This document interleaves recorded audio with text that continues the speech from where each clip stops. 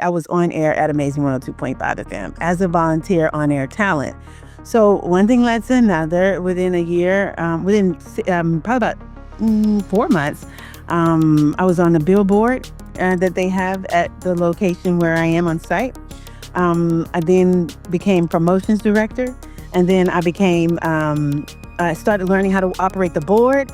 And then I became GM. So I kind of learned every piece of what it takes to run a station. I was kind of already just doing the work. And then one day they asked me, we need a radio station manager. Would you like to? I said, sure. Yes, I can do it.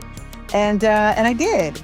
And I'd never run a radio station before, but that never stopped me from doing the things that I'd never done before as well. So, I think just being in the position to say yes, and being confident in my abilities and skills of what I'd already kind of put in my toolbox, gave me the idea first that I could do it. And then second, I actually am doing it. This is The Media Machine, where media, business, and innovation intersect.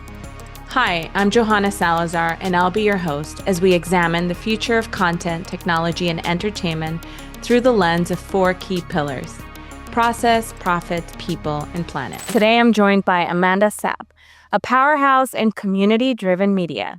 She's the VP of Media at Bread of Life, Inc., and General Manager of Amazing 102.5 FM in Houston, where she's using radio as a tool for impact, mentorship, and cultural storytelling.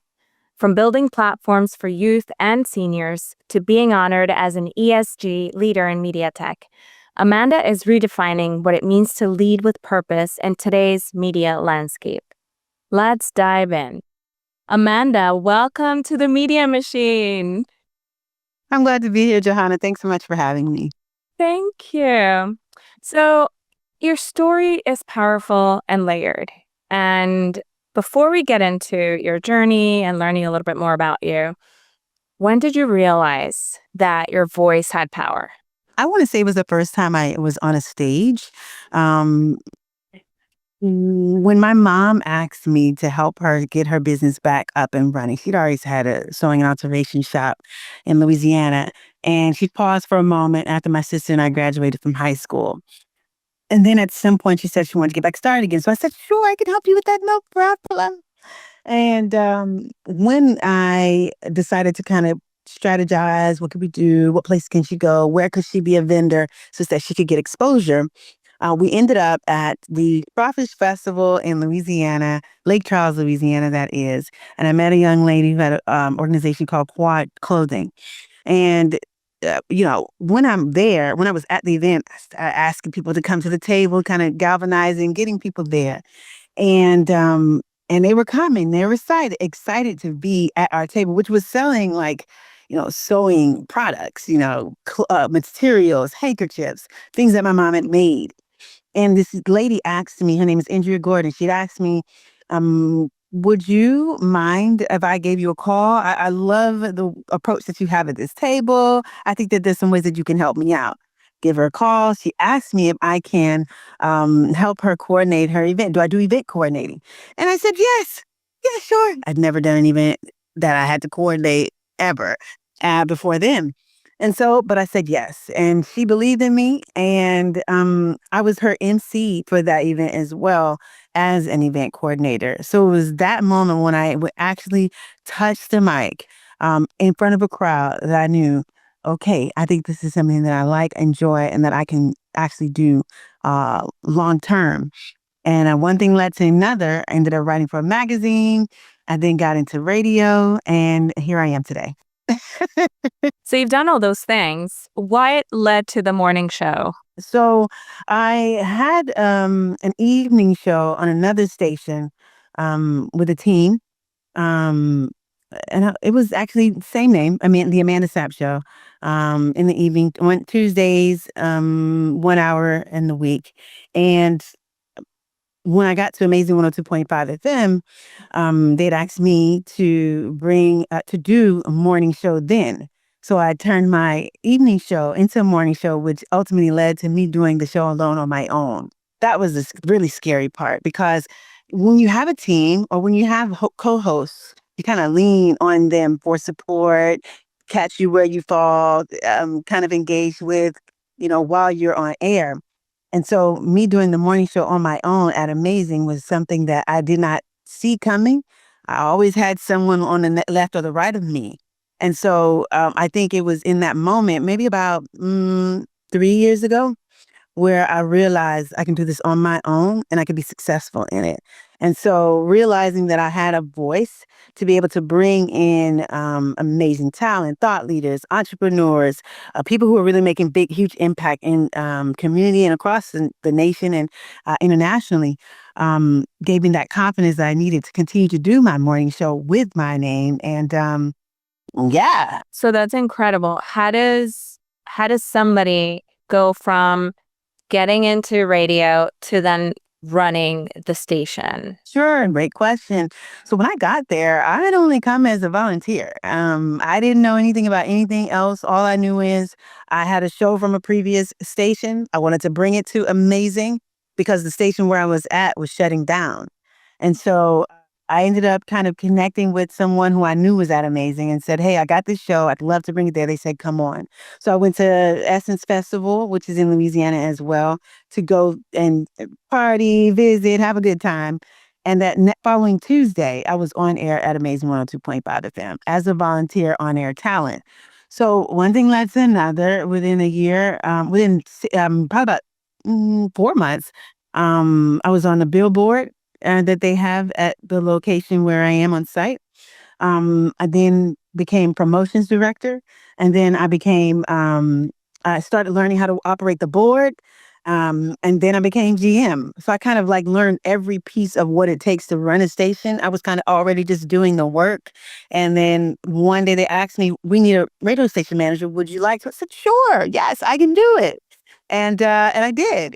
And I'd never run a radio station before, but that never stopped me from doing the things that I had never done before as well. So, I think just being in the position to say yes, and being confident in my abilities and skills of what I'd already kind of put in my toolbox, gave me the idea first that I could do it. And then second, I actually am doing it. So, yeah, I started as a volunteer and now, running the I station. love that. Yeah. What does a day in the life of Amanda Sapp look like as a GM of a radio station? So in the morning, I wake up at 4:30 a.m. I work What? out, yeah, sometimes earlier, depending on my dog. If my multi-poo, Miss Ann, if you're seeing this at some point, Miss Ann, I love you. I walk her first, and then I do my workouts, and then I've already planned for my show the week ahead. Um, or whatever guest I have, I'm just rereading over that while I'm working out. I kind of stack my tasks so that I'm doing multiple things at a time, but still keeping my mind sharp at any rate. Do that, get to the station. I'm there from 7 to 10, do my morning show, and that's daily. And then from 10 a.m. to about 3:30, I am putting on my manager's hat while I'm making sure that our listenership is up. Whether that's in the car, on digital platforms.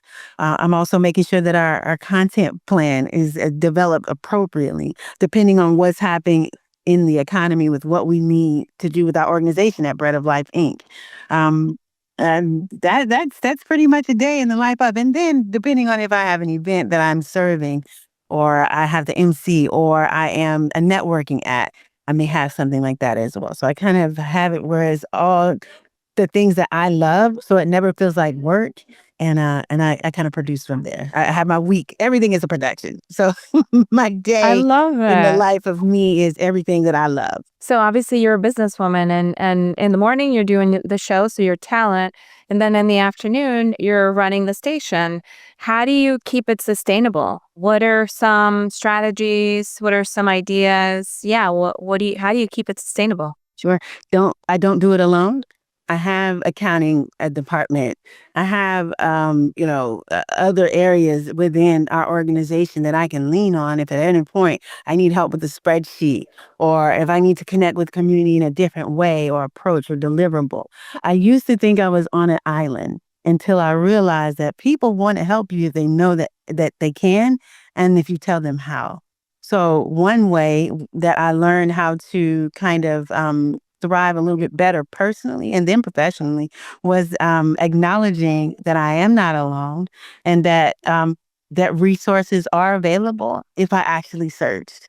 Um, so those are some things that kind of help me kind of like pivot my mindset, to pivot in what I do and maintain relevance, sustainability, and then again, making sure that at the top of mind is why we are doing this, which is to connect to people who need the information most. From being the head boss in charge, the both in front and behind the scenes, you're always managing people. Tell us about like what is there a methodology that you have? Is there a framework? How do you manage a team of creatives, especially in today's age? Yeah, sure, sure, sure. First, you had to find out if they even have interest.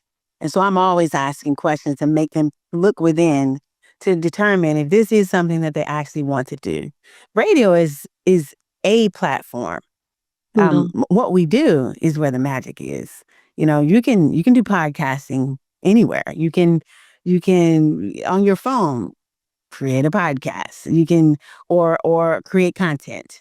Or for me, it's more about finding out why are you doing what you're doing. And then from there, I can manage talent and expectations and people better who are deciding that this is something that they want to do full time. So for me, I'm building people. I'm building your mindset and allowing you to see what I see when I thought it would be great to have you there. As I am building people, I'm building leaders. And leaders are who invest and who contribute to a society in a way that expands other people's lives as well. So I feel like platforms, and you can be on any platform, you do all those things, but it is why you are doing what you're doing. Then when we know that, we can manage a strategy that allows for you to, again, also be able to live your most expansive self with what we are doing. When you have, in my case, when you have people at the forefront and you serve from the beginning, and that is why you're doing what you're doing is to serve a greater purpose. Everything you need comes and it falls into place. So we strategize based on what is the need and how are we going to serve.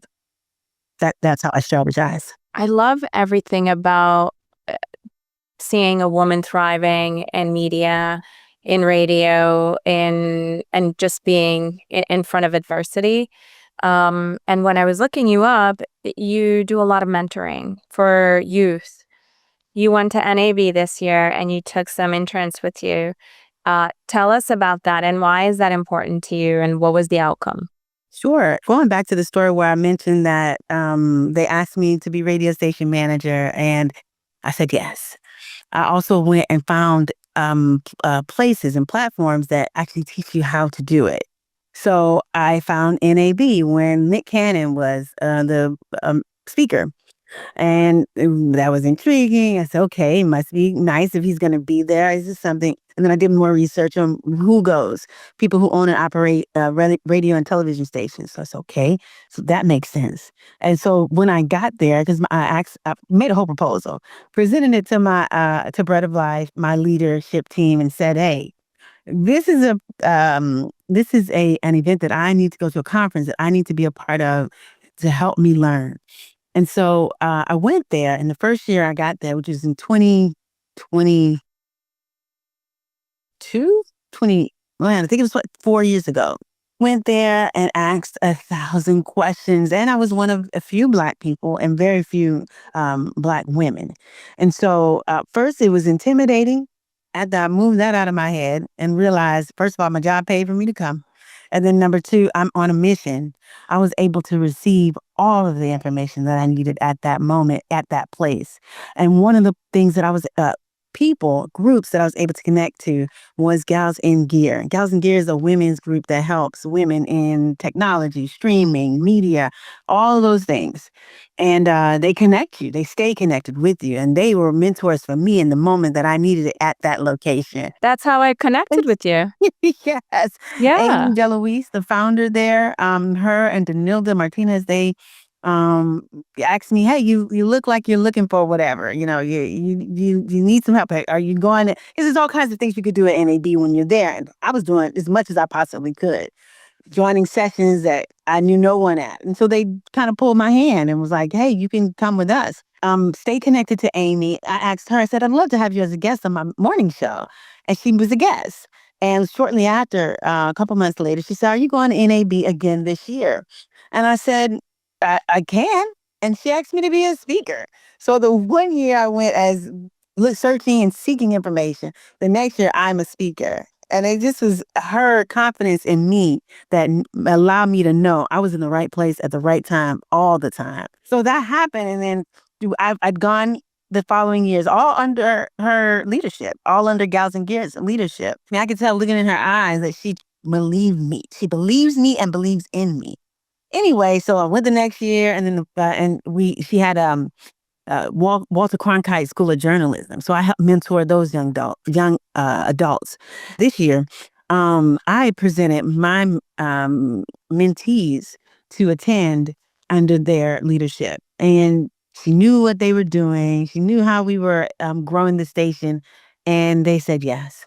So for me, it was a full circle moment. Once going as someone who knew nothing, to someone who it became a mentor, who brought on other young adults who love radio as much as I do. So for me, I already knew in my head, this is something they need to see. So when people say, I don't listen to radio or radio is going to die, they see that there is a world out there of people who actually do still listen and do still love and are thriving in this platform. So I just needed them to see it, and they did. And they're there. They're still amazing. So I must be doing something right. Shout out Wow. to Bella Bright and Jalen Michelle for taking on the opportunity to be there. So yeah.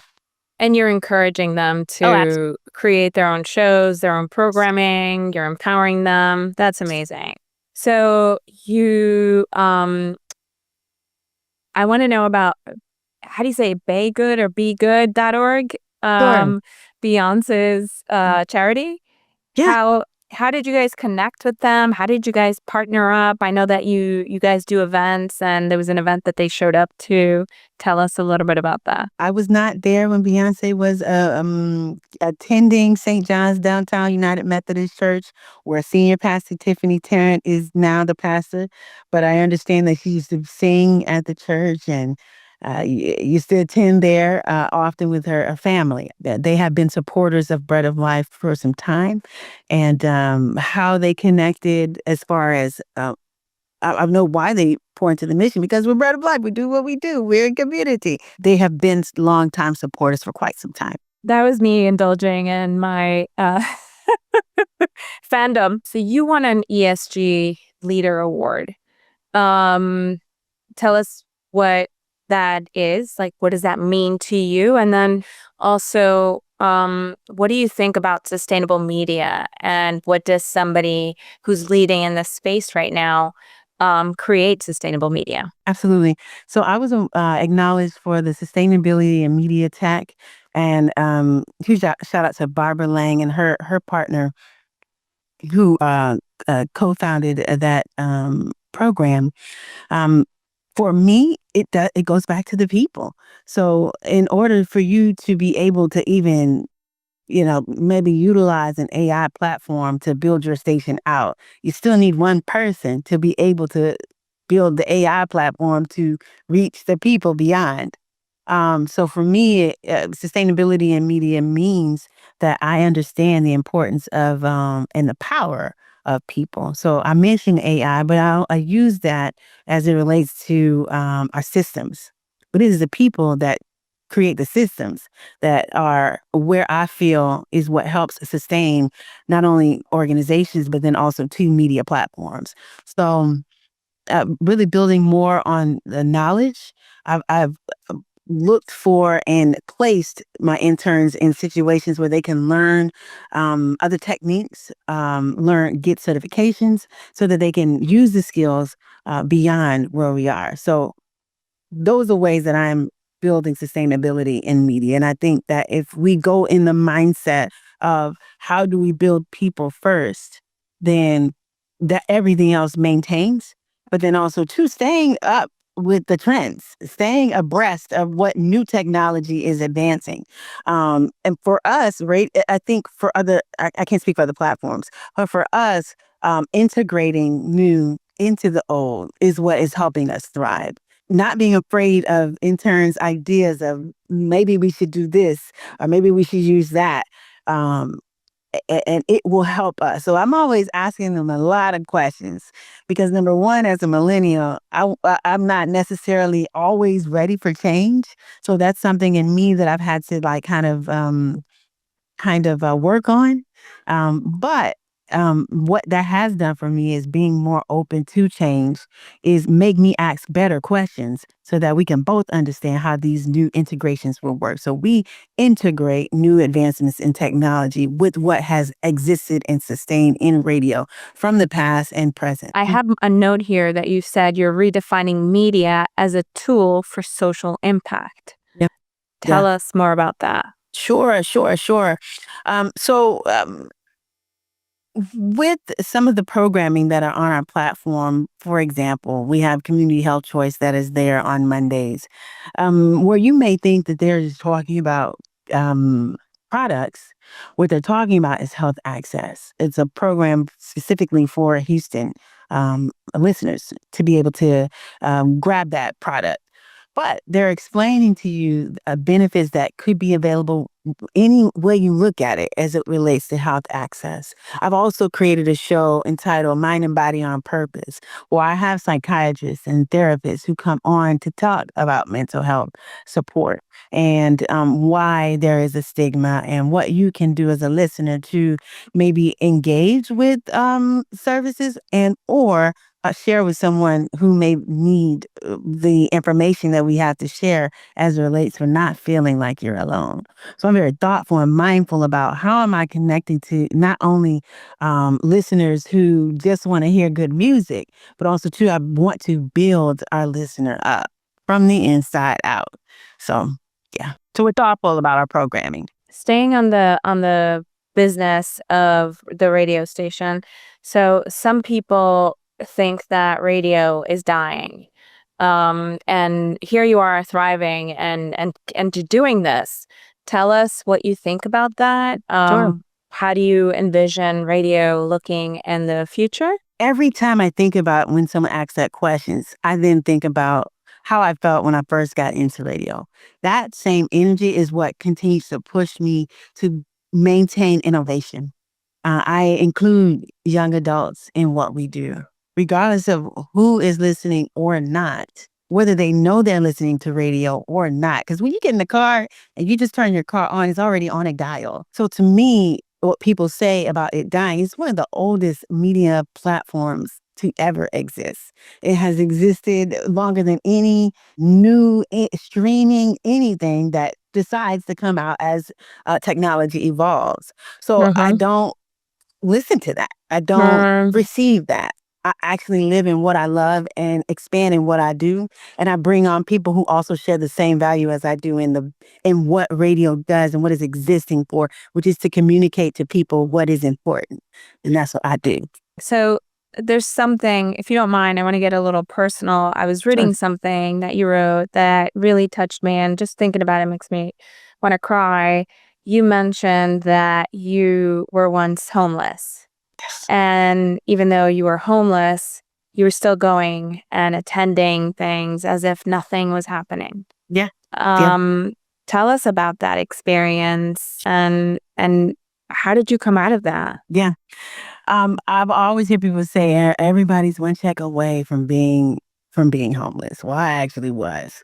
And I think for me, finding the things that I really wanted to do was my saving grace for getting out of that. Because I had a focus. My focus was I get to go to this event. I get to go on air, and I'll worry about what needs to be worried about after I'm out of this, you know, la la land or not reality, so to speak. And then I think being homeless at the time was also a way for me to reflect back and say, girl, what are you doing? Because I didn't have to be. I could have went home. I could have went back to Louisiana where I'm from and stayed with my parents. So it was actually by choice for me. But that's because I wanted what I wanted so bad. I wanted to be in entertainment.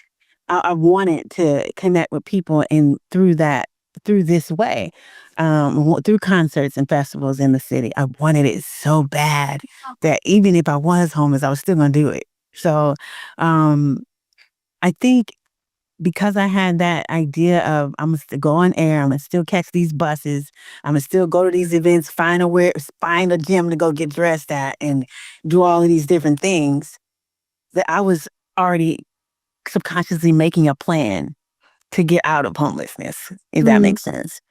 So for me, yes, it was tough, but it was also too something necessary for me to go through so that I can look at life in a different way to say, I will never go back to that. And how can I make sure and ensure that anyone who may have been in my position know that there are resources available? That's why the radio station is so important.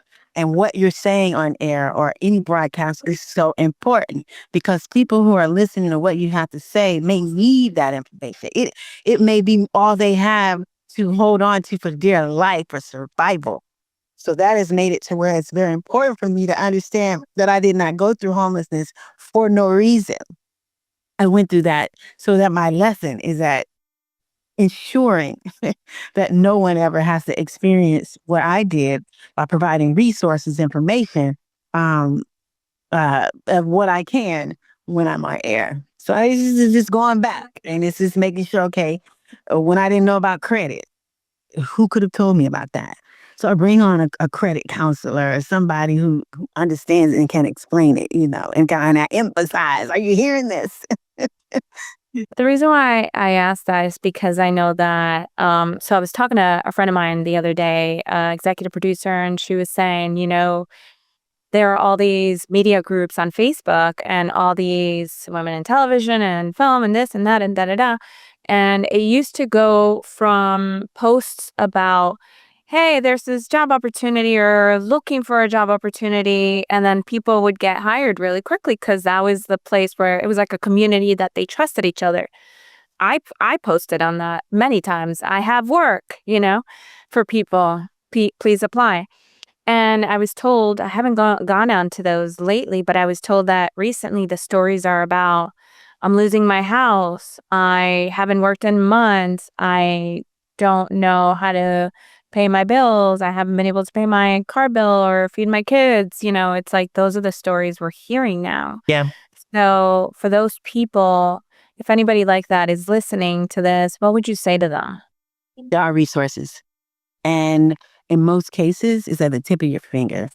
A lot of people are now in ChatGPT, or I think it is a powerful resource. You really have to be specific about what you want. I would say to you, have a plan in mind. See yourself beyond where you are today and become who you want to be by thinking about that person. What does she or he look like? What does she feel like when she walks in the room? And start working towards that. You may be in the situation that you're in now, but this too shall pass. That's scripture.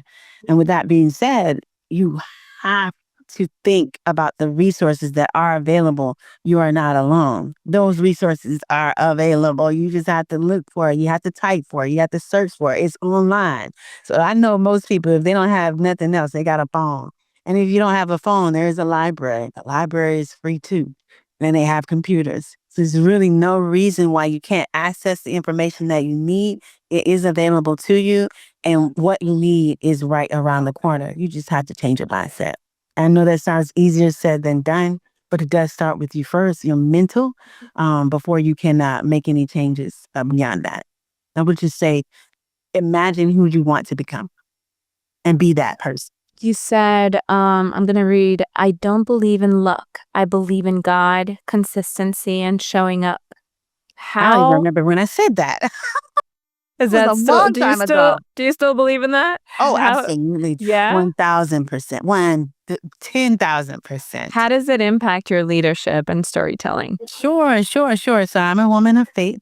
um, I have found my own relationship with God in a way that my experiences kind of make me think about. I reflect often, so I'm always thinking about, did I say the right thing? I feel like those are ways that God lives in you, is how you are to people, how you treat people, how you talk to people, how you deliver what it is you're saying, whether you're speaking to one person or even yourself. So I feel like that is the measure of how God lives and is, and how you become. And so for me, I think that once I realized that I had the power to change the things that I wanted to, with the belief that I am that it is in me, then it helps me kind of gauge, where I'm going, who I'm with, what time I'm where I'm at. And I have those moments where I'm talking to myself, but again, I'm talking to God, I'm talking to me because He lives in me. I'm thinking to myself, am I making the right decisions? And I'm saying to myself, after I've looked at all of the data, after I've looked at everything that matters and makes sense, and if it's the things that I love, is this appropriate for me? And I swear to you, all of those things come to me in the way that it is supposed to. That is not luck. That is divine intervention. That is consistency in learning who I am and who I want to become. But then it's also too mapping out. What do they say? Uh, um, a ship without a, what is it about a plan? I can't think of. There's a road. I want to remember this so bad, but basically, you need to have a plan of your parish. So, while I believe that God is my kingdom and how I move and live, you also too, faith without works is dead. If you have faith, great, but you also have to do the work behind that faith that allows you to be able to live fully. So, I still believe that, to answer your question. I do not believe in luck. I do believe in people.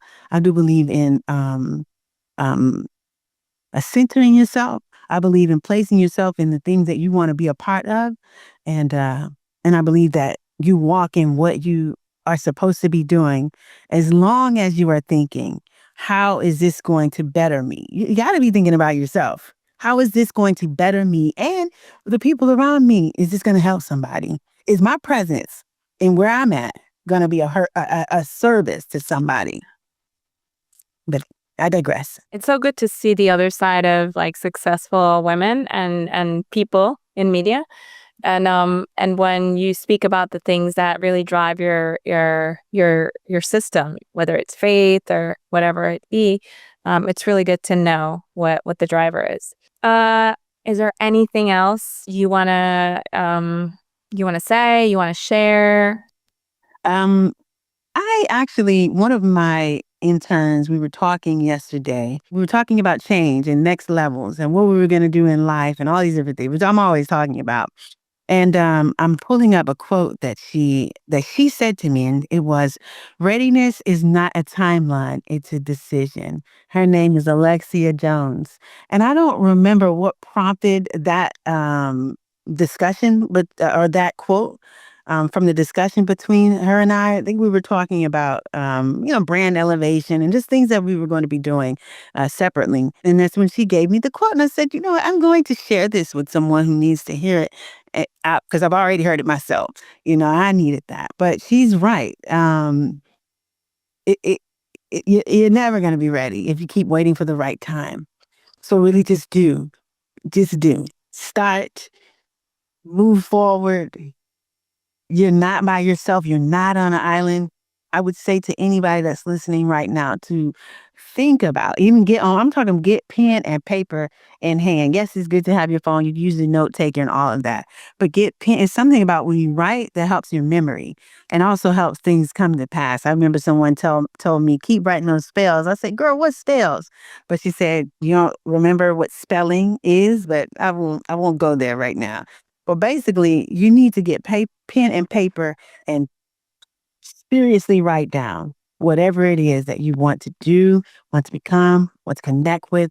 And before you know it, those things will happen seamlessly. You won't even realize that you're already there and you'll be on to the next thing. So I would just say to anybody listening, get serious about what it is you want and who you want to become. and become that person. I listen to a lot of Bob Proctor, and right now I'm listening regarding paradigm shifts.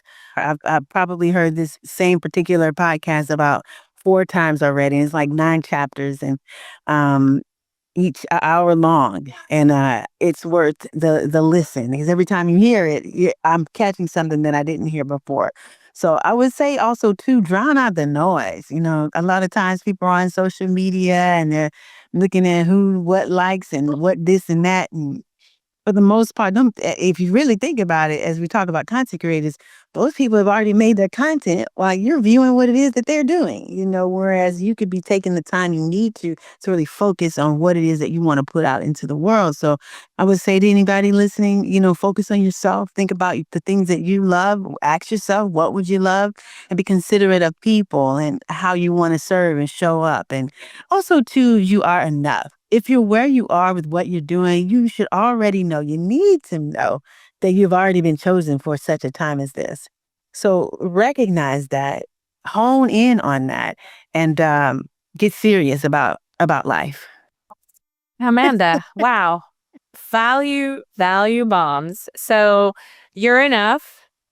Drown out the noise. And readiness is a decision. So make the decision today. Wow, thank you. Where can our listeners find you? Because they need to find you. You're so inspiring and empowering. I appreciate that. If I'm not serving on first and third Saturdays at Bread of Life Inc., which if you're ever in our area and you'd love to be a part of maybe what do they call those, community days or anything like that, then you can go to breadoflifeinc.org and find out about all the ways that you can connect to our academy, our health access department, our warehouse, our community radio station, Amazing 102.5 FM. Check us out on all of those platforms. Again, www.breadoflifeinc.org, and see all the amazing things that we're doing to make a true difference in community.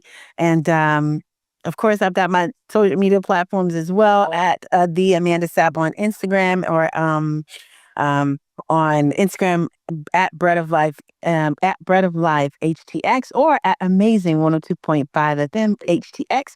And you can always find me on the radio daily at the Amanda Sapp Morning Show, where we again are talking to thought leaders, entrepreneurs, people who are making real impact in community in a real way. Woo! Thank you. I need to come to Houston just to meet you in person. So I would love that. I need to come hug you. And speaking of hugs, I'll leave you with this one thing to hug yourself. My spiritual mentor, Pastor Anita, always starts shows or programs. I started doing it as well. And she, if you can, hold your hands like this. And she says, I'm open and willing to receive and to give love. And so they will do it together. Your hands are already up. And so you'll open them and you'll say, I'm open and willing to receive. I'm open and willing to receive. And then you close them and you say, and to give love. And to give love. Yay. Oh my God. This is the best way to close. I'm open and willing to receive and to give love. Thank you, Amanda Sapp. Wow. Thank you so much. I hope to see you soon in person for a big hug. Take care. Thank you so much. I appreciate Bye. Bye. Thanks for listening to our show. Be sure to rate, review, and subscribe wherever you listen to podcasts. You can follow us at The Media Machine Podcast on YouTube, Instagram, TikTok, Facebook, and X. The Media Machine is hosted by Johanna Salazar. Our producers are Mia Vinciguerra and Johanna Salazar. This episode was edited by Andres Cote. This episode features music from Envato Elements. Thanks for listening.